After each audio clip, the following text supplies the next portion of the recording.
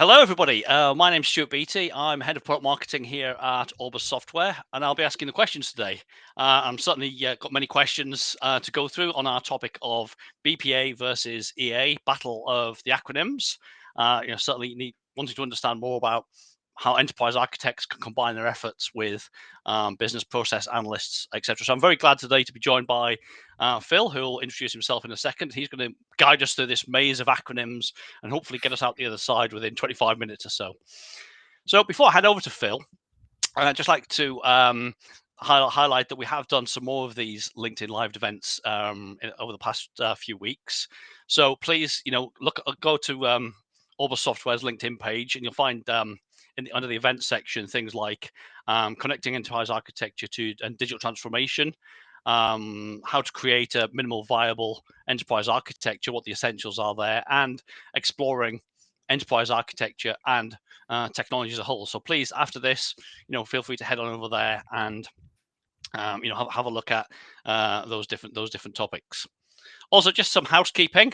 We'd really like you to participate in our conversation today. Get it interactive. So there's a chat window on the right hand side. So please add your comments, give us your opinion, and certainly ask any questions for us. And what we'll do is, if there's any relevant during the conversation, we'll add those in. If not, we'll certainly get to as many of those as we can at the end. So please feel free to add your comments and questions. Right, so let's dive into today's topic, the BPA and versus EA, battle of the acronyms. As I said, I'm joined by Philip today. Philip, why don't you introduce yourself, give us a little bit about your background, and explain why this is such an important topic to you. Of course. Thank you for that brilliant introduction. Hi there, everyone. I'm Philip, and I've been a senior consultant at Orbus for about 4 years now.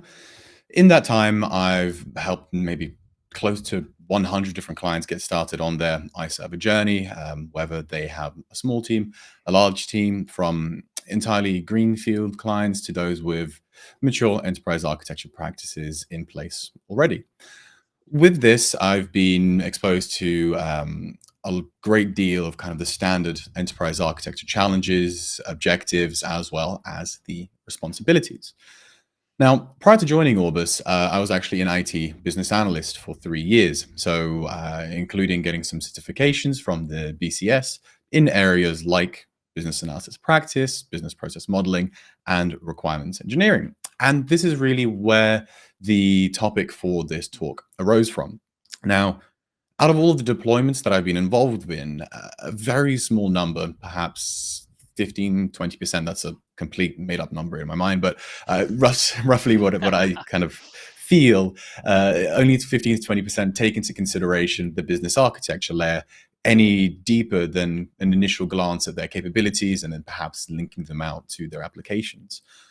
Of course, there are reasons for this. They could have smaller teams. They could have tight deadlines for specific deliverables in other spaces, or just simply not knowing where to start. And there does appear to be a trend in that there is usually a lot of ownership in the kind of strategy and value proposition area. And indeed, on the other side, in terms of the data, applications, and technologies. But it's a little bit unclear in the middle. So between the two of them, in the business architecture, who owns it? What do we do with that?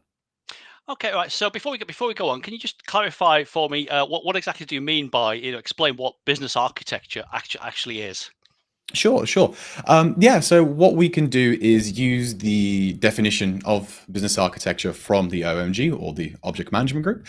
And I'm not going to pretend that I know it off by heart. So let me just very quickly get it in the notes. So business architecture is a blueprint of the enterprise that provides a common understanding of the organization and is used to align strategic objectives and tactical demands. The blueprint deals with the structure of the enterprise regarding its governance structure, business processes, and business information. So essentially, really, it's kind of like a two-way street. So on one hand, it exists to help demonstrate the business value of any subsequent technical work to various kind of key stakeholders, the C-suite. But it also allows the IT team to have a more clear understanding of the business goals and how those could then link down to sort of lower technical initiatives. And indeed, TOGAF really highlights the importance of business architecture by stating that the knowledge of business architecture is essentially a prerequisite for any other architecture work. It pretty much has to be the first activity that is undertaken because it will impact your data, your applications, your technology.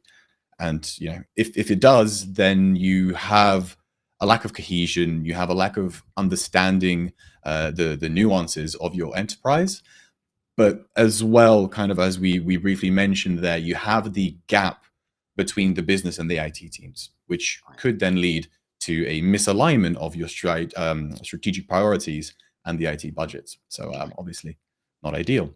Not at all. And and of course, again, enterprise architects are more than capable of fielding this area. Again, in TOGAF, it's kind of a given. However, this does then lead us to the overall topic that we want to cover today, which is the business analyst or BA business analyst, and where they really fit into this area.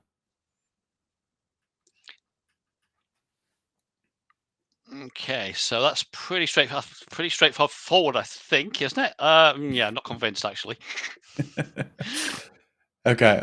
So if you'd like, we can certainly dive in a little Please, bit. please. Yeah. I think I get it, but it'd be good to dive in a little bit more. Actually, yeah, please. And I think that's really a great point as well to really drive home, in the sense that even in the title of this webinar, or this talk, we say BPA. So that's specifically business process analysis or business process analyst, and that is, as I'll explain in a moment, different from a business analyst. So we have business analyst, business process analyst, IT business analyst, project business analyst, business architect, systems architect, enterprise analyst, and a whole deal more.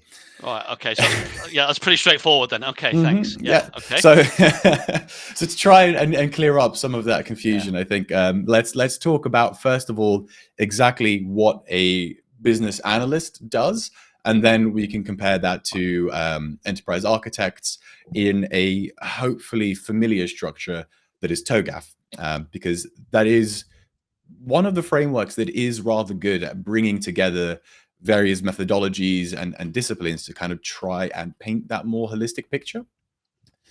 Now, again, the main thing that inspired this talk, and the last thing that I'll say before we dive into the definitions, is I remember when I was in the business analyst role, every single organization, every single job spec would basically vary huge amounts. So that is something to be aware of. So, for example, I was technically a business analyst. However, my role, I now understand, was more of an IT business analyst mixed with a product owner. But enough of that. Let's once again turn to the notes, and we'll have a look at the definition of a business analyst. This is coming from the IIBA, or the International Institute of Business Analysis. It states that a business analyst works as a liaison among stakeholders in order to elicit, analyze, communicate, and validate requirements for changes to business processes, policies, and information systems. The business analyst understands business problems and opportunities in the context of the requirements, and then recommends solutions that enable the organization to achieve its goal. So really, just at the kind of highest abstraction, what we can really say is that the business analyst is a liaison function between the business side of the enterprise and then the kind of the techie sides, right? Which is one of the drivers that we mentioned previously in terms of building out your business architecture. And luckily, we can, of course, quite easily distinguish between a business process analyst, like the name of the talk, and a business analyst. Again, at least on paper. They do have a great deal of the same core competencies. A lot of the learning is still very similar. A lot of the soft skills are also very similar. But a BA is going to be a lot more business focused and looking into solution improvement, whereas a BPA, as the name suggests, is more business process focused. So while both will do things like requirements elicitation and management, your business analyst will be looking at a slightly higher level, whereas your business process analyst will be more granular, understanding those requirements that are driving certain processes and then trying to analyze those to further reduce waste. I think where a lot of the confusion, if people already can't see where the confusion is in these spheres, where a lot of the main confusion arises is really when we start talking about the more experienced business analysts versus the role of a business architect. So as a business analyst progresses in their career, if they choose to be a generalist or a specialist, Ah, no, I've heard these terms like generalist, and Mhm. specialist. Can you define the difference between a business analyst who's a generalist versus those that are specialists? Are they different roles or different responsibilities? Sure. And to be honest, that's an excellent point. To an extent, I'm almost just reciting things that I remember learning back in the day in terms Right. of the Yeah. path, but it's certainly a much more gray area as a lot of these things kind of are, in the sense that by definition, the BA specialist is someone who works in a specific industry. They'll have a smaller and more specific set of techniques or skills that they use, and they really become the master of a specific domain. Whereas your generalists, again, as the name would imply, would probably have a wider knowledge of multiple industries, a wider set of skills, and while they don't have the same degree of knowledge in a domain as a specialist, they should still be very knowledgeable individuals, kind of across the scope. So, really, I think the kind of as your question lies there, it's where is the cutoff? Is it one industry you're a specialist, three industries you're a generalist, or So a lot of people will then say that they're either a hybrid BA or not use that specification at Right. So, all. so, If it's so just that's stick with that. BA.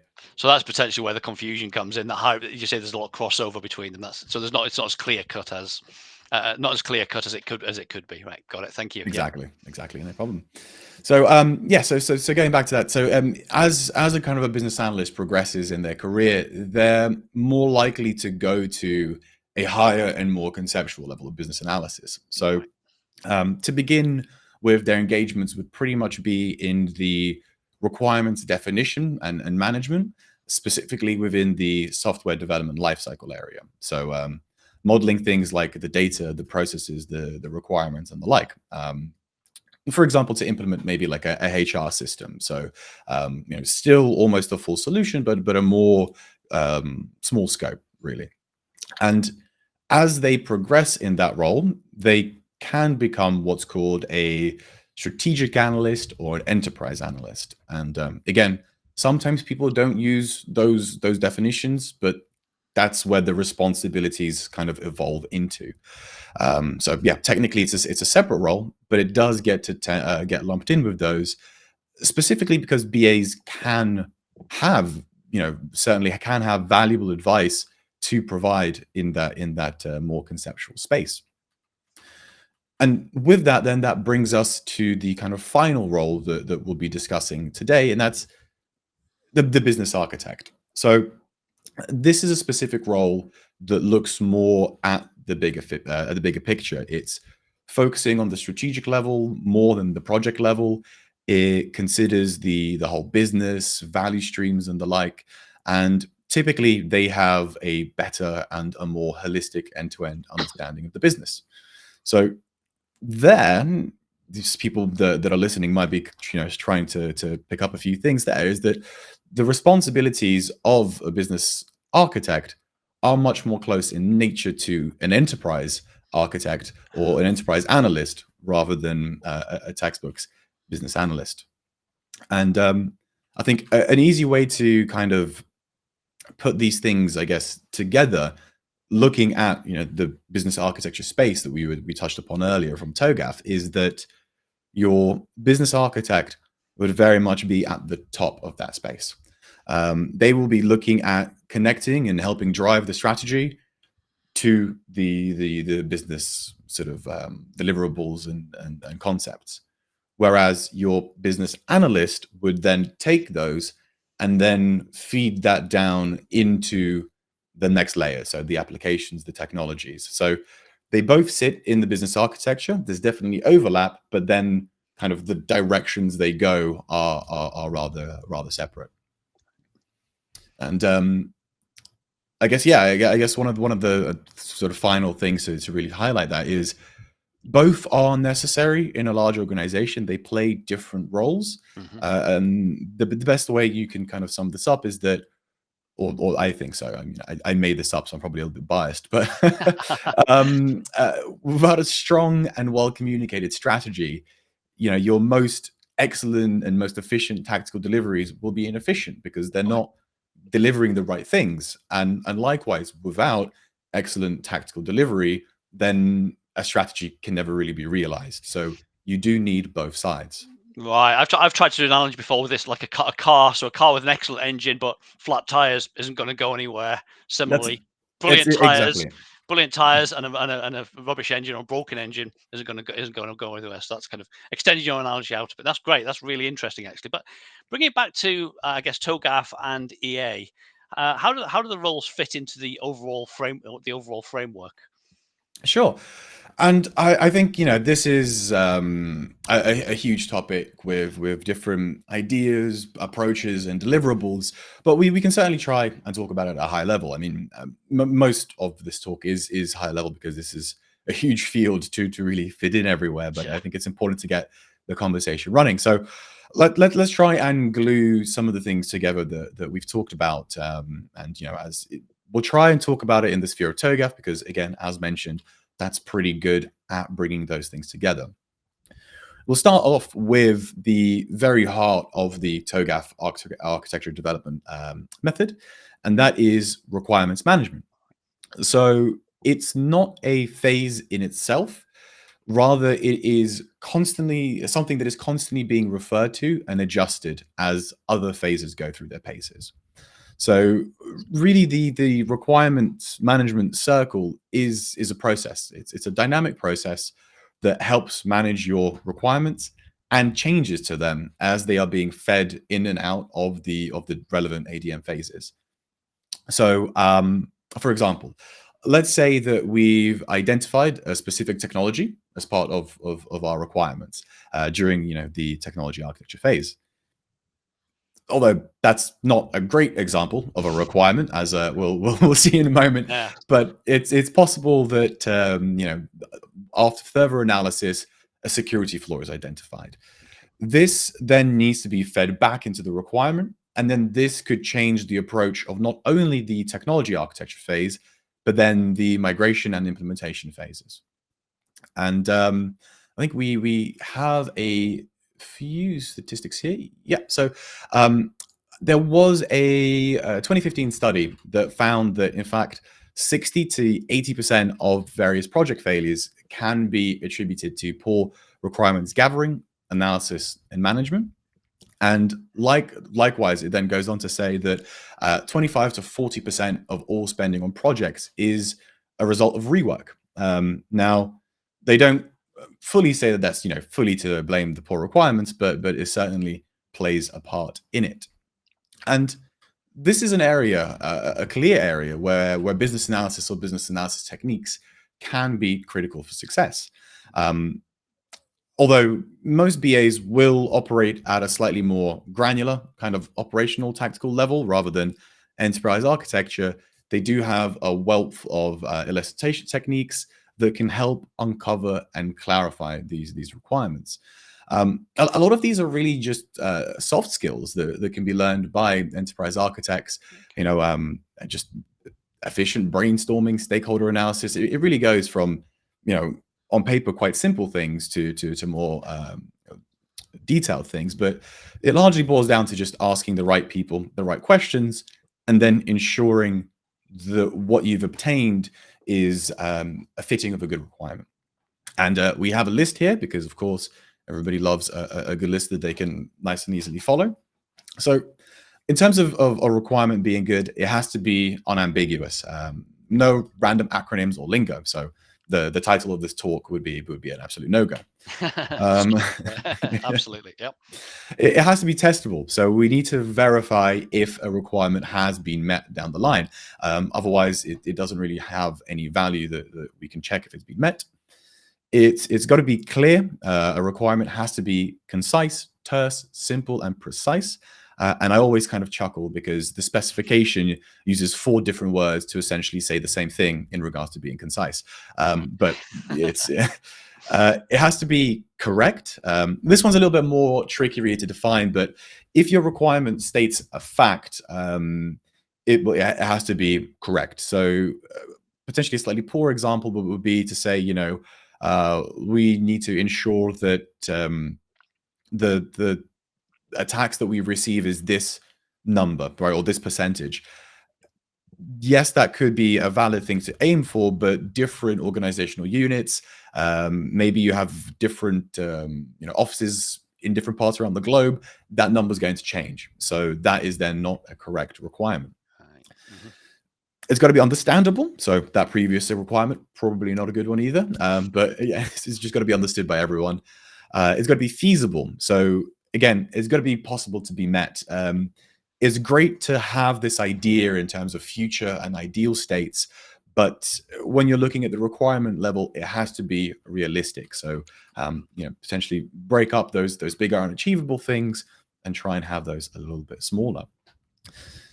They have to be independent. So apart from that kind of aggregation that we mentioned, really it's best to ensure that requirements are independent of each other.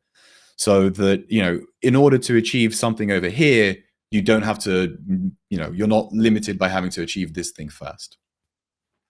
Okay. Atomic as well. So talking about that granular level, someone might say, oh, we must ensure the performance is better, but also smoother for the user and also cheaper. That is wrong on very many levels. So that's 3 different areas immediately, but then also what do we mean performance must be better? What do we mean smoother for the user? You can break those up into 3, and then you can break those out into more concise and understandable things. And necessary. Now, this is probably going to be the hardest question or the hardest value to really define, because that is very subjective based on which stakeholder you ask.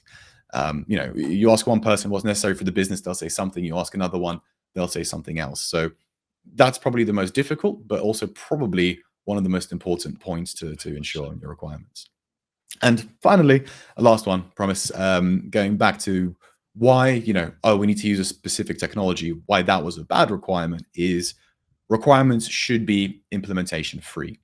So it's very much we state what we want rather than explicitly how. At least, again, at the EA level. Of course, when you're going down into the more granular areas, then you could be a little bit more, I guess, directed. Mm-hmm. But yeah, so these requirement solicitation, validation, management skills that come from a business analyst background are certainly very, very useful for a successful requirements management process. But again, EAs can certainly learn from those techniques to implement it successfully. Yeah, absolutely. Yeah, so it's crucial to use these skills for to manage requirements, especially as they change from various sources. Is that what we mean by change management? So not quite. Although there is yeah. Again, there's that overlap in terminology, right? So again, if we even go back to the definition of business analyst, a business analyst recommends solutions as per the international definition. Mm-hmm. But they're not a solutions analyst. So yeah, there's a lot of overlap. Yeah. So I totally understand. But yes, generally, so in this space, change management is more about the overall workflow, specifically bringing in a coordinated approach to move the organization from where it is currently to a more desirable future state. Got it. And if we go back to using the TOGAF phases, that's going to be phase H, the architecture change management phase. Mm-hmm. Yep. And I think we have another statistic over here from the IT Process Institute that basically states that 80% of unplanned outages were due to poorly planned change. Wow. So it is actually quite a large area to be considered about. And in this area, I actually read a good blog post recently that kind of ties all the roles that we've been talking about. So for a truly smooth and mature change management process, the organization needs to develop a process and a method before a change is even designed and before the implementation process. So, on one end, we do have the challenge. It is a genuine challenge in implementing a change. So, in that sphere, for example, enterprise architects or business, probably more analysts in this sphere, could use something like ITIL processes, which could be really helpful in managing change. ITIL again is kind of like a framework that suggests 5 lifecycle stages that can help you basically manage change amongst other things, creating designs and etc. The one that we're talking about in this case for that kind of implementation is what they call service transition. So that's specifically focusing on maintaining the current state of service while deploying the new organizational ones. So reducing that kind of risk and impact of the potential downtime. And really, to make this better, we need additional EA and governance processes before we have this implementation that catch things, again, before we get to this phase. So if we talk about the earlier idea of the linkages between your change process and other processes, ITIL obviously does a terrific job providing a framework for the kind of the operational level. But what a lot of mature organizations do to improve on this is to create an effective link between their enterprise architecture framework with the ITIL processes. So what that helps do is then it provides the ability to standardize and govern strategies and designs, and then move them into the implementation using ITIL. So you kind of have that smoother transition from the very start of the workflow down to the actual delivery. And hopefully from the kind of previous discussions in terms of the responsibilities, everyone can start to see how the different aspects of this, so for example, the process-facing role of the business analyst to perhaps more the framework and strategy design being more commonly associated with business architects and enterprise architects. Got it. Thanks. Thanks for clarifying that. That's really helped. So you're going to quite a lot of detail about the overlap between business analysts and enterprise architects. Can you just expand on that a little bit more? Sure. So it's not really my specialty, I will say. So it's more business architecture and business analysis is more from my experience and knowledge. But I can certainly give you an overview. So starting from kind of a top-down approach, sometimes business architects will have a really daunting task of actually trying to convince a business to invest in a business architecture practice. So before everything even starts, they have to provide a value proposition and a business use case to say that, look, a business architecture practice will certainly bring us value. Otherwise, as mentioned, they will then kind of look at the more strategic aspects of a business architecture, things like strategy maps, value chains, or defining the value stream to show the end-to-end flow aimed at delivering value, again, to various stakeholders. And finally, they would develop things like capability maps that then would work with the technical team to understand the mappings between the capabilities and other contexts, like your previously defined strategy, your value streams, or sometimes even going down that kind of almost business analysis area of the systems and the services. Really, all of these really help a business and senior stakeholders define a business model. And I found a really interesting quote recently, which basically states that, let me find the quote first of all, so I can actually not butcher it. But yes, with the growth of cloud-based services, success in the digital transformation process is less of a technology challenge and more of a business model challenge. So digital transformation can provide an opportunity for organizations to do business in a totally different way, but the fundamentals of the business in both the digital and traditional world remain the same. So having that defined business model is very key. Yeah, so we need all of these roles together then, or we're doomed. We can't. We need to stitch all this together. So we need all of these working in conjunction. Then is what you're saying, right? No, not quite. I mean, Okay. it's certainly true that, if they all bring different specialized lenses to your Right, that's what I was thinking. architecture, Yeah. and for bigger organizations that are going through huge, for example, mergers and acquisitions, Right. it would certainly be useful to have architects and analysts working side by side. But for smaller teams and smaller organizations, it's definitely not a strict requirement. Okay. Enterprise architects have a lot of the same core competencies. Um, you know, uh, Everyone that I've worked with is clearly smart, clearly knowledgeable to understand the inner workings of an enterprise. It's just simply sometimes in, especially the business architecture area, they just need to know where to look and what techniques or tools from the other roles might be useful to implement.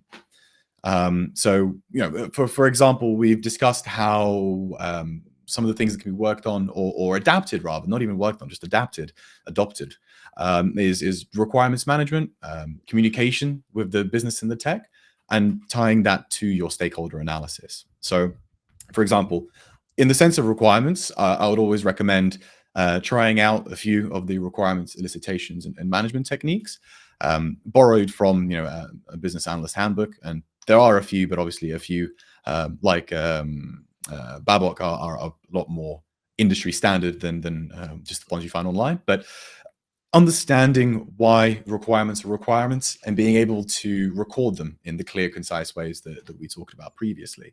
And of course, managing those through the TOGAF ADM lifecycle, if that's the approach that the organization is taking. Following from that, we do need excellent communication between the Right. business and the technology. And again, I'm definitely not saying the enterprise architects can't do that or they have to work on it. It's purely just saying that is an imperative link. It's something that's very, very important, making sure that the business and the strategy are aligned, and that feeds back into all of your other architectural layers. Sure.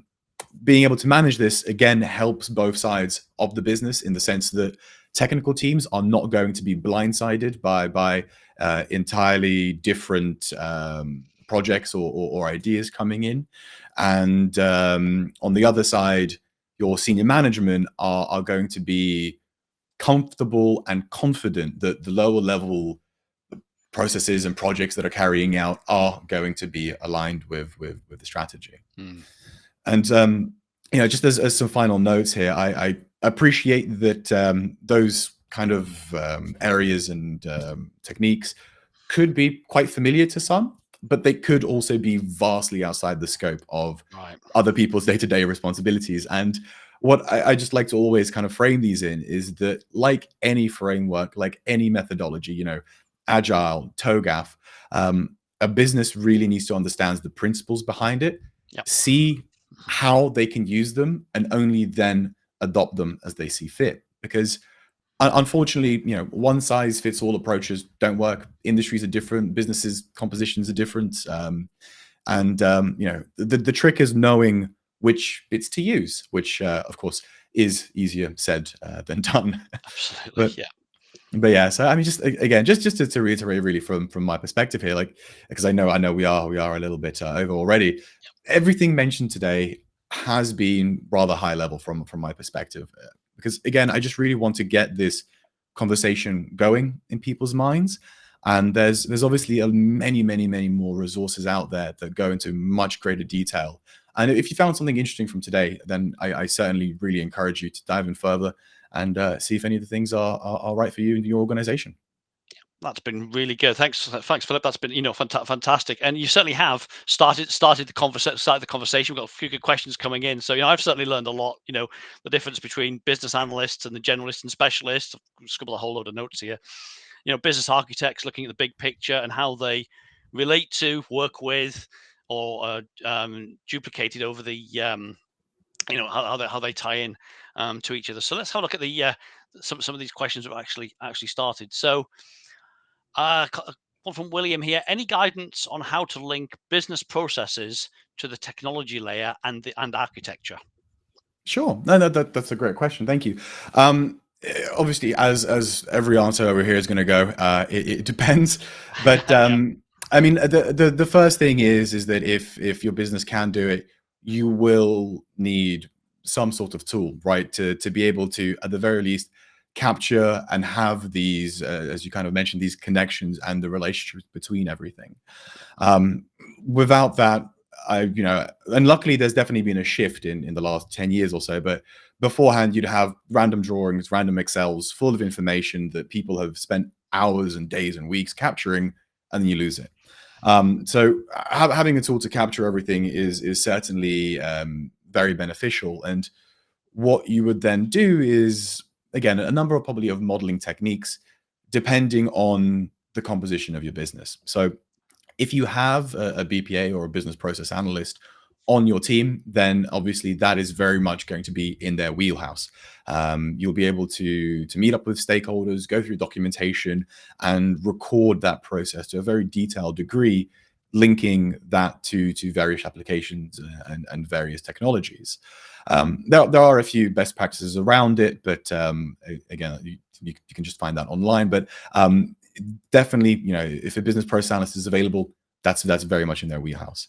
If you have more an enterprise architect composition, then I appreciate they don't necessarily have the time to go to such a granular degree, but I would still recommend a similar process, just perhaps at a higher level of abstraction. So rather than very, very granular with all the individual tasks and lining them up to the applications, the technologies, understanding the dependencies everywhere there, maybe just do that, but at a higher level where, you're looking at your sub processes where it's still informative, but more manageable. That's great. I think that's kind of ties into maybe overlapping Ben's question. How important is business process modeling for BPA and EA roles, respectively? Perfect. And yeah, I think that's yeah, as you say, certainly ties in perfectly into that. Yeah, For a BPA, again, at least by definition and in the textbook, it's almost their life. yeah, Processes, requirements, that is what they look for. That is what they strive to improve. You have Lean, you have Six Sigma, all of those kind of methodologies to really get into the minutia of a process, understand where the pain points are, and then I guess recommend solutions and improvements to the business. Again, in the real world, there will probably be additional responsibilities in their life. Again, looking at those requirements at a higher level, having those communications within the business, within tech. For an enterprise architect, and again, this was also one of the points that I kind of wanted to clarify during this talk, is that you know, it doesn't have to be your life. It doesn't have to be the same level of detail as what a BPA would do, or even what a business analyst would do. But it's still very beneficial in giving you another lens, because you could potentially have the world's greatest application. It's entirely fit for purpose.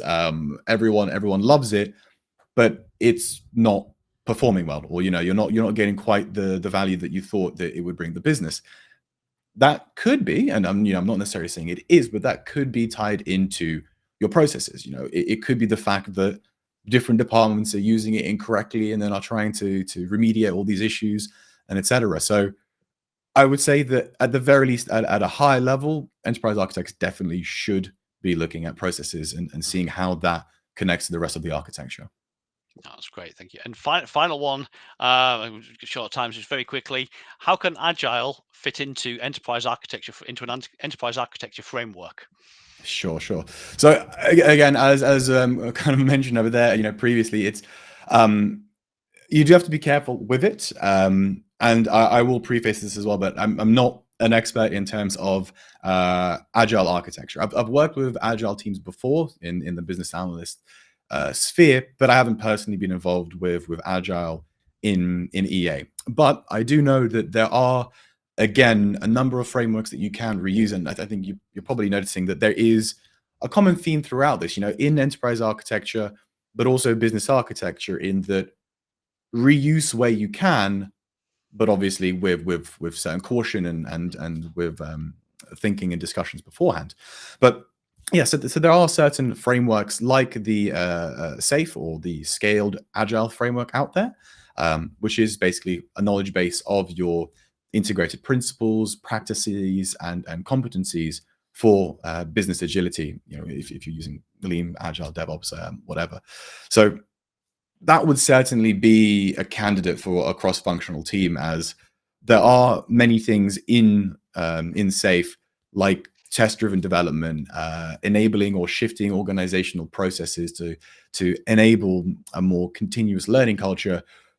Those definitely go beyond the usual responsibilities of an enterprise architect. So if you are going for something like a scaled agile framework, it would be useful to follow that, but it would definitely certainly still be useful to have someone maybe like a business analyst who is perhaps more familiar with agile at a project level to then help you bring agile to the enterprise level. But yeah, once again, word of warning, of course, again, before anybody jumps into trying to do that, research it, test it, and alter it to make sure that it fits you and your business. Absolutely, that's great. Thank you. That looks like certainly all we've got time for. So, Philip, just like to say thank you very much for spending time with us today and guiding us through this maze of business architecture, business analysts, business architects, enterprise, all those areas. I've certainly learned a lot from that. It's been really, really useful. And thank you everybody for listening live or listening to the recording. Apologies if we didn't get to your question. Please contact us either via LinkedIn directly or via our website, orbussoftware.com, and we'll answer those for you. Similarly, if you've got any other questions, if this has brought up any other thoughts for you, you could contact us on LinkedIn or on the website as well. And on that note, I'd like to thank you all again for listening and remind you to watch out for